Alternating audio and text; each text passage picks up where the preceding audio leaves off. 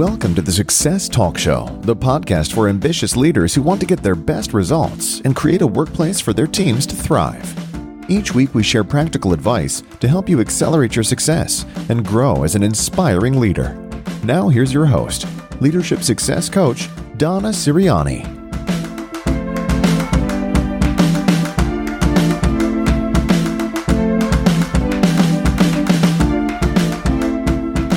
Welcome to another episode of the Success Talk Show. This is Donna Siriani, Leadership Success Coach and founder of Success Compass Academy. In today's episode, I want to share several tips with you on how to identify and use a set of personal values to drive your satisfaction with your career. Now, in my program, Acclimate to Accelerate, which is part of my Success Compass Academy, I show you how to integrate your personal values along with your strengths, which is what you're good at, your passions, your personal brand, your longer-term vision, and so on, into an overall formula for driving your satisfaction, your fulfillment, and your success. But for this episode, we're really just going to focus on some quick tips that you can use right away around personal values. Now, when I say personal values, I'm talking about your opinion, your view of what's important to you. You could think of them as a set of principles, code of behavior, but those things that are really not negotiable. Now, in terms of values, I'm really thinking about your career, your profession, your work life. You may have another set of values which are for your whole life. Things like family, responsibility, spirituality,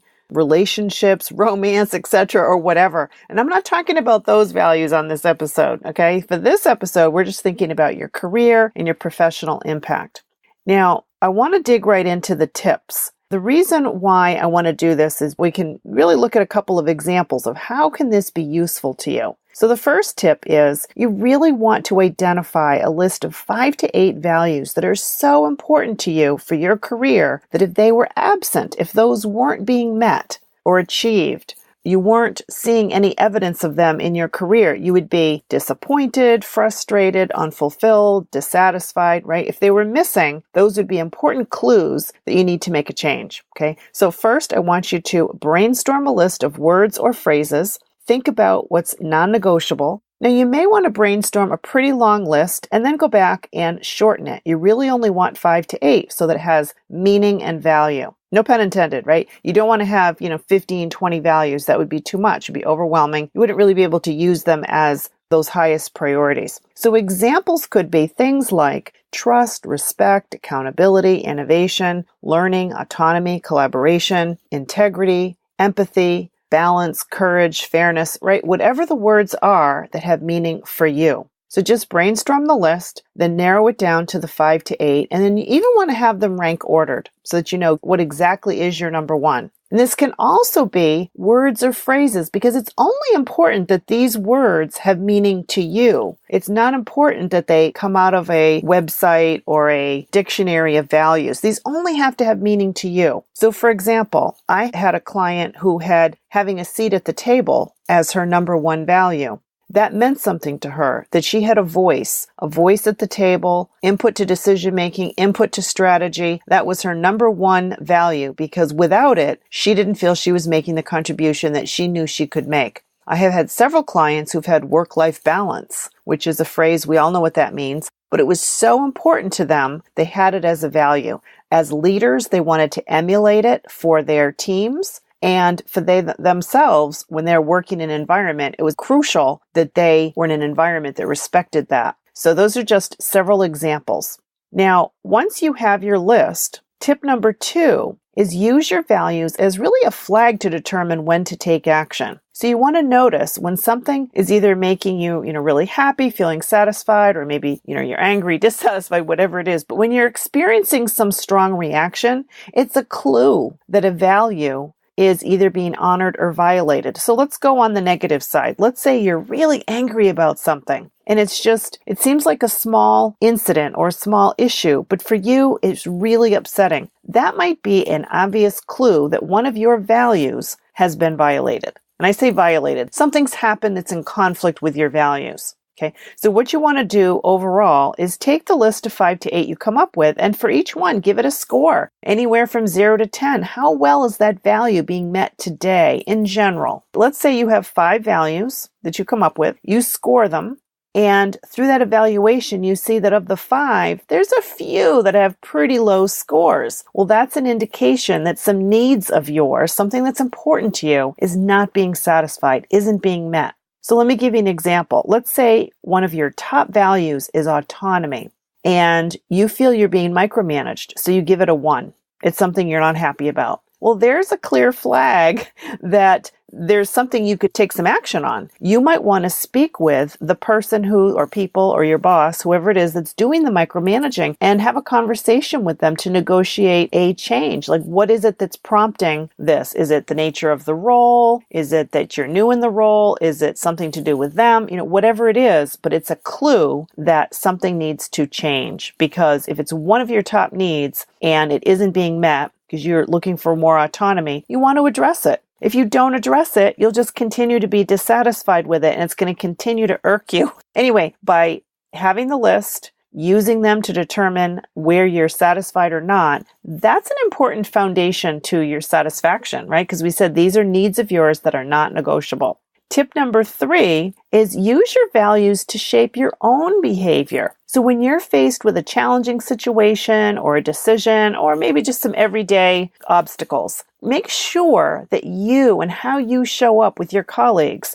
that you are living your own set of values, right? So what choice can you make that will honor those values in a tough situation, right? So consider this. Your personal brand really is a reflection of how you show up.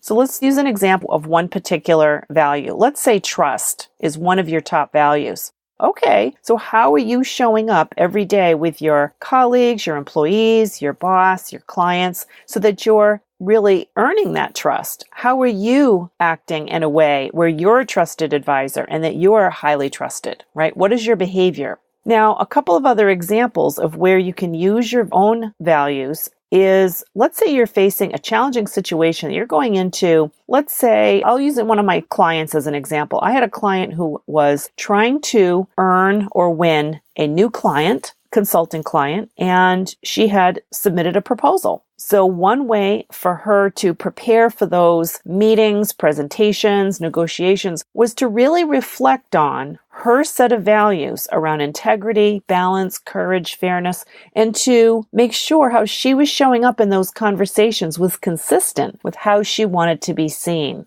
right? So if her top value is integrity, how is she going to show up so that her client really sees her authentically living the values? Now, the client doesn't know what the list of values are, but you want to live them and breathe them so that they're real and genuine and authentic. And if somebody were to describe this person, that would be, oh, they really act with integrity, they have great fairness, etc., right? You want there to be consistency, but how you're going to show up will really determine your reputation, how people like interacting with you, and if there's consistency between what you say is important to you and how you're treating them. Okay, so use your values to shape your own behavior. Now, let me give you another example. The same is true for your company. Your company probably has a set of values. They might be on the website. They might be on posters. They may be put up on a PowerPoint slide during a company meeting. Those are simply words unless they're brought to life and people are actually behaving in a way that's consistent with those values and in a way that the leadership team is reinforcing them, making decisions and choices that honor those values so everybody knows this is significant, it has meaning, they're not just words on a slide, okay? Well, the same is true for you with your personal values. You don't necessarily have to share your list with anyone, but if I were to ask somebody who knows you well, and if what they say about you is consistent with your values, that's fantastic because that says your actions are in alignment with how you want to be seen and what's important to you. Make sense? Hopefully, yes. Okay, so the next tip number 4, is to use your values as part of your decision-making process for a career move. Now, here I will say, again, in my Acclimate to Accelerate program, I incorporate this along with several other elements and processes and tools. But for now, we're only going to focus on values. But if you want to know more about the Acclimate to Accelerate program, the link that you could use is myOwnSuccessCompass.com. And there you can find out more about the program. But for now, I'm just going to assume that values is the only piece you're using. So if you're considering a new role, and this could be in your current organization, a different company, whatever it is, but let's say you're preparing for an interview, okay? Let's assume that this is, for sake of argument, let's assume this is an interview at a different company and you don't know anyone there, but you're going on a first or second interview. You can use your values as part of your decision-making process to find out if you took this role, would your values be satisfied? Would your needs be met? Would the things that are so important to you that they're not negotiable, would those things be satisfied in that new environment? So what you can do is you can be sure to create a list of questions that you can ask on the interview process that will help you walk away with more clarity and really decipher if your values would be met. So let me give you an example. I mentioned earlier, I've had several clients who've had work-life balance as one of their values. So if this was true for you and you were going to go on a job interview, you'd want to have a list of questions. What could you ask to gain insight into their work environment? You know, you're obviously not going to ask them straight out. So what do you think of work-life balance? And of course they'll say, oh yes, we think it's, we strive for that. But that's not really any indication. You may ask other kinds of probing and insightful questions to get a sense of stress levels, hours, coverage, cross-functional dependencies. What are some of the stress points or pain points in the organization? You may want to try and get a sense of it without head-on asking about. You could even say, you could ask the question, how do you foster work-life balance in the organization? You could ask that if you're on a subsequent interview. It may not be the first interview or the first question you ask, but there are ways to get at that. So another example I mentioned earlier was I had a client where her number one value was having a seat at the table, having a voice in strategic conversations. So there were questions that she could ask on the interview process to know what kinds of important strategic decision-making meetings and processes would she be involved with. Well, she did learn the environment that she was targeting was very hierarchical. It was very unlikely she would be at the table that she wanted to be at. And so that became a really important clue. Her needs would not have been met, so she didn't pursue that opportunity. So those are just a couple of quick examples of where once you're clear on what's so important to you, right, that it's not negotiable, you now have a short list of requirements and you can zero in on those during your own research, investigation, and of course, interview process, right? Now, when it comes to decision making, I love this quote by Roy Disney. It's not hard to make decisions when you know what your values are.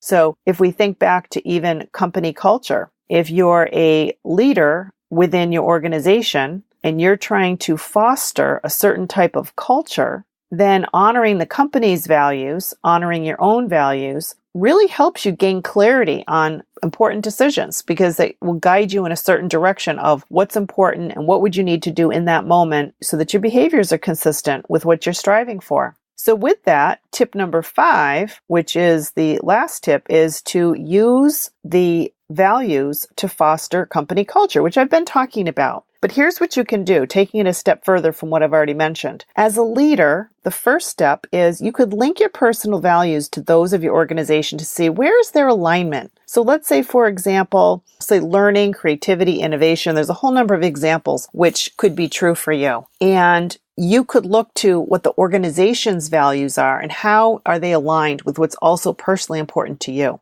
So once you have that alignment, you can think of how with working with your team, your employees, your colleagues, with clients, can you bring another level of passion, which is quite genuine because these are personal values, to actually strengthen the culture, right? So you're in a conversation with a colleague about a problem to solve on behalf of a client. You can draw the connection between what you're working on, that problem, and how you're going to solve it, and the broader value that's either yours or the culture. So for example, just to make sure this again isn't words on a PowerPoint slide, but you can, if you have a passion, let's say for learning, you can live it and breathe it by simply saying, Well, I'm so strongly committed to learning. I want to make sure we really uncover everything we can know about this problem. And given that one of our company values is innovation, we need to come up with something creative here. And I love learning and I want to really find that creative solution. So why don't we take this other path? Here's a couple different scenarios. Here's a strategy we could use. So I guess here what I'm saying with this example is,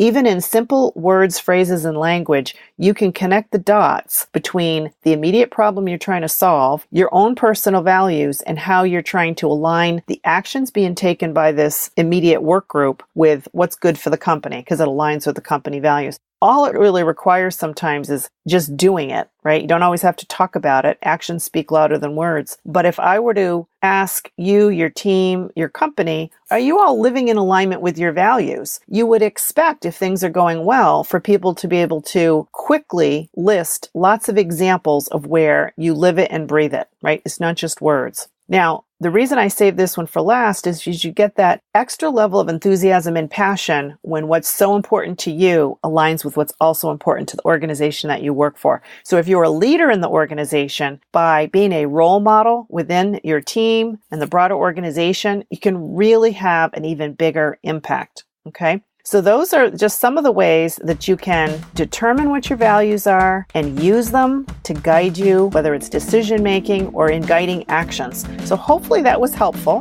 These are just some quick tips that you can use right away. Now, I would love for you to subscribe to this podcast so you don't miss any future episodes. You can go to the Success Talk Show in iTunes to subscribe. And also, if you're interested in the program that I referenced, you can go to my link, myownsuccesscompass.com, to find out more about the Acclimate to Accelerate program. In any case, I want to thank you for listening and have a great day.